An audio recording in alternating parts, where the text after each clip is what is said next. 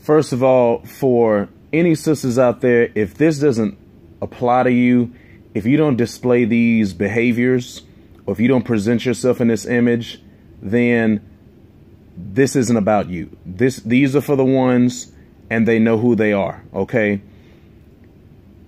I really don't want to see any outrage over this image of this Kardashian chick and these women, we're going to say, looking like some pimped out individuals with the leashes and collars, kind of like a noose.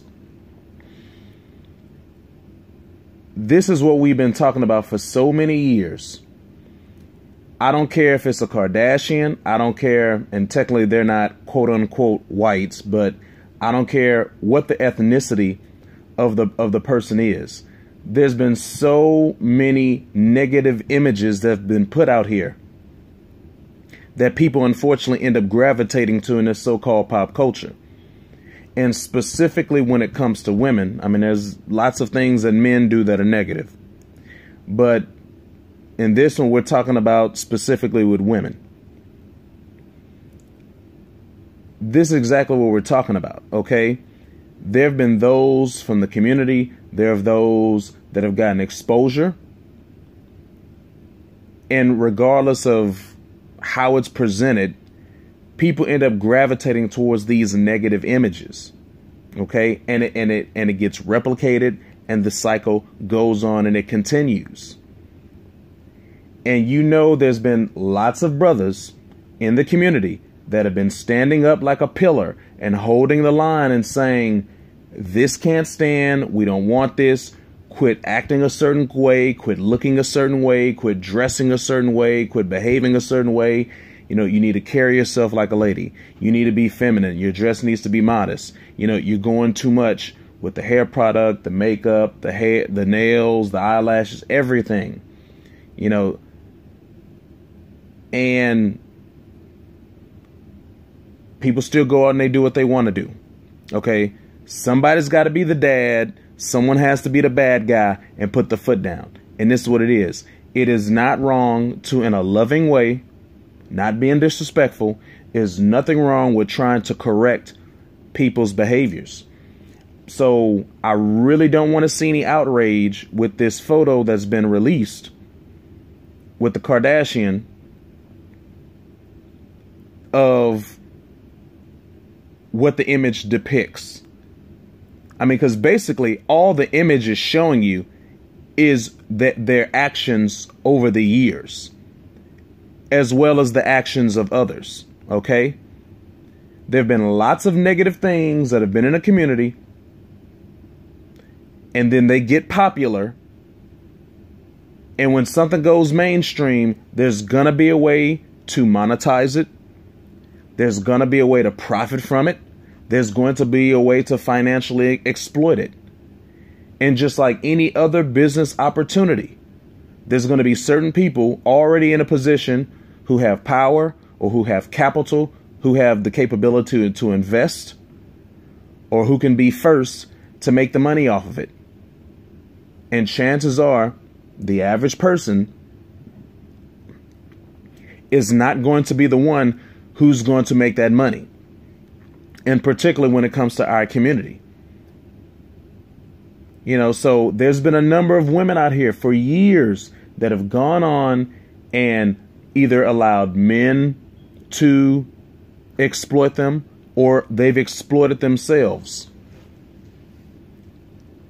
And then when someone else comes along and profits from it, or they mimic it, or they co-opt it, or they make it somewhat their own, then you want to get upset. Then you want to get offended. When it's something that shouldn't have been done in the first place. Okay? If in the community, if men and women were maintaining standards and mannerisms and appearance and dress, I'm not saying that they still wouldn't try to bamboozle us, but for the most part, if far more many people were maintaining themselves in a way that is wholesome, that is decent, keeping morality and dignity, maintaining good quality high standards, you would see far less of this. If we didn't tolerate it amongst ourselves, if we didn't consume it from others, this wouldn't be an issue. And just these negative images in pop culture and rap and hip hop, and I've been saying this for years, this has allowed stuff like this to happen. You know, the stripper culture, the sliding down the pole culture, you know, the I'm gonna be a celebrity culture. That's very unrealistic. It has led us to this moment. And now with the internet and social media and all the Instagram stuff and all these wannabe Instagram models, you know, I mean, Instagram basically is another way of sliding down a pole. I mean, that's all it is. And as long as I can make some money, or as long as I can get a deal, or if I get someone to put money in my PayPal account, you know, it's fine. The ends justifies the means. But then when there's other people out there that can take, I guess we're going to say, a product and maybe find a way to repackage it and distribute it to a certain segment of potential consumers, and then you don't get the benefit of it, or you don't get the credit from it, now you want to be upset? I mean, it's hypocritical. And like I say, these are for those, they know who they are, the ones who have been susceptible, the ones who are incorrigible, the ones who are impressionable. These are to those. You have no right to get offended, to get upset. You know, and Megan Good and her sister are two of the women that are in this image.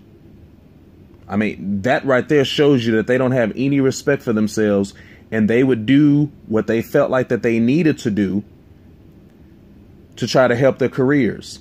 I mean, that's a part of this fallout that we're seeing happening with this so-called Me Too and Time's Up movement. Okay? You've had women who knowingly have put themselves in bad situations. I'm not saying all of them, but a good number of them. They thought that they were going to get a great opportunity. It just didn't pan out. They have all these regrets later. And now that you've got this wave and this momentum that's gotten started, now they're trying to find a way to get the benefit.